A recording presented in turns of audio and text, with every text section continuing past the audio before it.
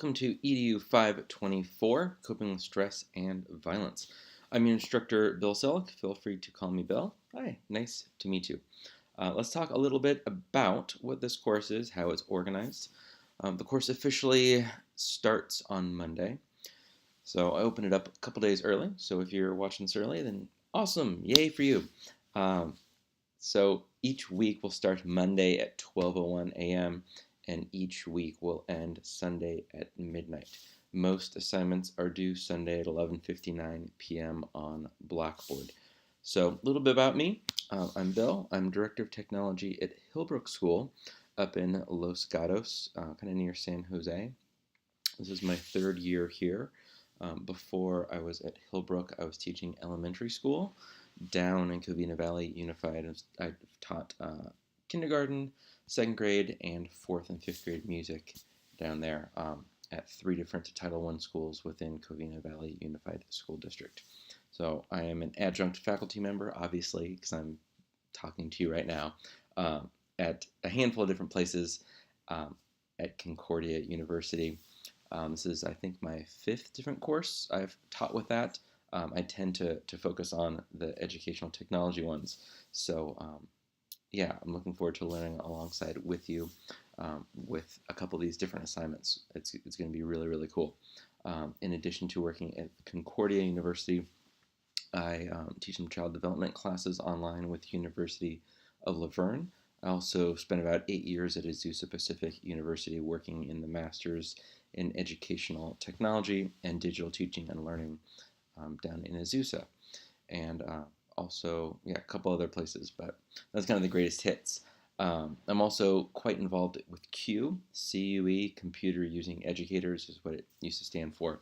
So if you have no idea what CUE is, go to CUE.org, check it out. It's good stuff. And just by the nature of this course, you're being forced to use some technology, and I'll inject it kind of here and there and give you some cool ideas as we go along. This is not a technology-heavy curriculum inside of 524, but we're obviously using some technology to connect and collaborate and have discussions and do assignments. So yeah, I'm a member of the communications committee with CUE. I'm actually chairing that committee now, so super involved with that. So let's talk a little bit about this week, and then also in the week one video. Click over, I think, over here on the left. You'll see, maybe on the other side. Either way, I'm wrong now. You'll see the week one. There's a weekly video that I'll record and post the Saturday morning before the week officially kicks off. And again, the week kicks off Monday at 12:01 a.m. The discussion board's open on Monday, again, Monday at 12:01 a.m. So if you want to get a head start, please wait until Monday at 12:01 a.m. So like late Sunday night, early Monday morning. All the weeks are open.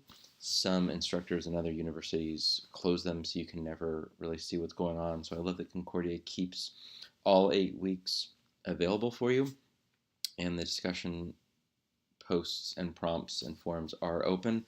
But again, please don't post anything to them until the Monday of the week. So if you look over in that sidebar, let's guess over on this side. So over kind of in the sidebar, underneath all 8 weeks, you'll see submit assignments. So that's a great place to start.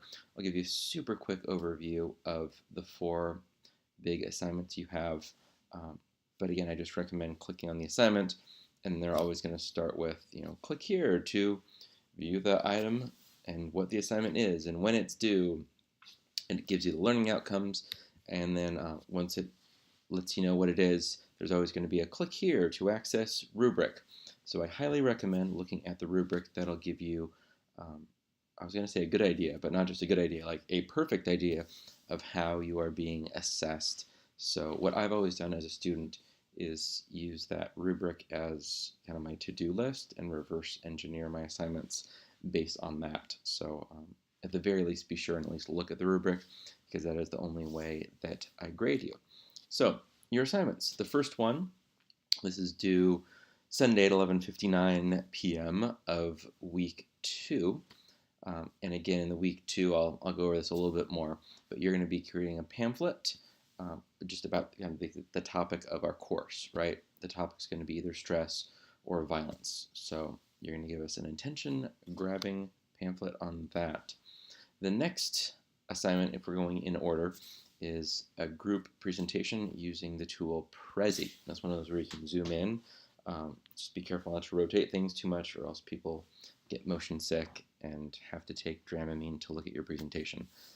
But it can be used incredibly well. There's some fantastic templates these days for Prezi. You're going to be in some groups. Your group will be 3 or 4 people, and the goal is to come up with some sort of presentation. If you are able to control the beliefs of a student, and we'll call them optimistic beliefs, what would you do? What program would you implement? How would you explain this to the student? So the example, if you click on the Google Doc for this second assignment, is the 3 points are, character counts, be kind, you are valued, and talk about how, they'd be encouraged and how they would grow within your program. So that's your big group assignment. Sunday night of week 6 is your research paper. There's 2 big parts to this, and this is the signature assignment. This is a big one. So I'm going to mentally wrap it down, or pause me right now and write down Sunday of week 6. That's when the big thing is due. You're going to complete a 7 or 8 page research paper, heavily cited. I need to double check the rubric, but just the description here says, a minimum of 8 cited scholarly professional resources. You guys are big kids, you can read the whole thing. But again, it's that super high level, a research paper relating to coping with stress or violence. So that's part 1, 8-page research paper, and that's a significant task. The next thing is you're going to take that, and I'm going to read it, and probably no one else on the planet would read it. Most people don't go, wow, I would love to read an 8-page research paper. However, many people do enjoy clicking through slides.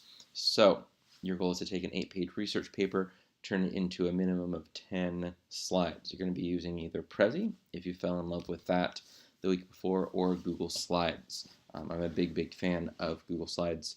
And the description even says, no PowerPoint. If you miss PowerPoint, just use Google Slides. It's almost the same thing, and it's accessible and editable on any device, on a laptop, on a phone, on an iPad, on a tablet, on anything. You can have it. So Google Slides and Google Docs and just Google Drive in general is an amazing thing. So if that is new to you, this is a great chance to give it a go. I'm completely converted on my work laptop. I don't even have Office. It's all just drive.google.com. It's good stuff.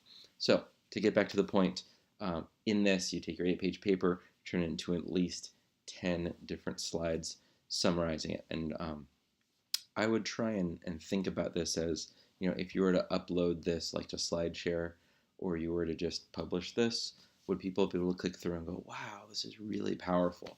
So trying to make it shareable outside of just submitting to me, or even outside of just sharing with your classmates. So the last thing that you have, assignment number 4, is a resource binder. So you're going to curate 20 resources. This is in 2 parts. So if you click on Submit Assignment, those 4 assignments, there's actually 5 links, and I rearranged them so they're chronological for you. So it's a tiny bit confusing. Assignment 4 is actually due at the end of week 4. So this is actually the second thing you'll be doing. This is due before the group project. So you're going to create 10 resources for part 1, 10 resources for part 2. Part 2 is due the very last day of our class at the end of week 8. So part 1, you're going to curate 10 resources, trying to have them for students, for families that are in need. That's the goal of this resource binder. So part 1, the thing due week 4, is directed for students or just kids basically. And then part 2, the thing due, your final assignment at the end of week 8, is directed towards parents and families. So there's a template inside of Google Drive that you can use, and yeah, those are your assignments. So talk a little bit about this week, and then I will also give you more details when you click on that week 1 link over on the left sidebar. So it'll open up on Monday. The discussion board officially opens on Monday. I'm not going to hide it and then have it appear. Just please don't post until Monday. In general, discussion forums, when we have them, and they're just about every week, we ask that you have, we require, you have to. It makes it sound so nice when I say we ask. The initial post is going to be due Thursday night at midnight, and then 2 replies to classmates by Sunday at midnight. So this week you have 2 posts. I believe it's the week of the group project. You don't have a discussion week. You don't have a discussion. So yeah, just try and get in the habit of probably every Monday, either Monday morning or Monday night, taking a look at what we have, take a look at that weekly module. They'll always be open. I'll have the video posted that Saturday before, so if weekends are your only time to work, you will have the Saturday before and the Sunday before it technically opens on that Monday at 12:01 a.m. But at some point, Sunday, Monday, take a look at what's coming up. By that Thursday, have that initial discussion board post, and then by that Sunday, you typically have an assignment due, and then a reply, 2 replies to classmates in the discussion board. So that's how it works. You'll get in the habit pretty quickly, and by the end of week 2, it should start to feel pretty familiar. So a couple course reminders. Those discussion boards are open, but please don't post it, and please don't submit an assignment until that Monday. Most of you won't end up doing it until Wednesday or Thursday for your discussion posts, and most assignments get posted late on Sunday night. But yeah, don't do it before that Monday. This is a master's level course, so as a reminder, review the writing expectations inside the syllabus. There's a rubric that goes with each assignment. Please review that, and I recommend just basing all the work you do on that rubric, because I open up your assignment, I open up the rubric, and I go through the rubric looking for what you have or what you don't have. So pay close attention to those rubrics. Rubrics are fantastic, and this course is really well organized. I did not do it, so don't give me credit or blame me for assignments or how it's organized, but it makes a lot of sense to me. I've seen some not well organized and some incredibly unintuitive Blackboard courses, and this one just makes a whole lot of sense. It's easy to follow. There are dates and there's rubrics and everything's linked, and it's super duper easy. I think so, at least. So if you ever need anything, feel free to reach out to me. Email is the most reliable way to get a response back. I'll reply within 24 hours. If you need something just fast, don't feel like you have to, open up your email and then have an appropriate title, case, subject, and then, hello, Bill, I hope you're having a great day. I have a question about this. That takes like 10 minutes. You can just give me a quick text message. You can tweet at me. I'm on Snapchat a lot as an educator. I use social media incredibly heavily. That's actually how I got hired, or how I was found to work at Hillbrook School as Director of Technology. They liked what I was doing on Twitter. So don't be afraid to reach out to me on social media. It's just a super quick question. One of our 4th grade teachers actually snapped at me. So in Snapchat, I think that's the verb people are using. She was like, hey, I'm locked out of our portal. Can you help me? And I was like, sure, just inside of Snapchat, because I get that notification right away. And emails aren't as quick. So yeah, don't be afraid to reach out with that. And then I'll always give you a reply via email within 24 hours. So if you have any questions, feel free to reach out. Looking forward to having a fantastic time with you in EDU 524, Coping with Stress and Violence.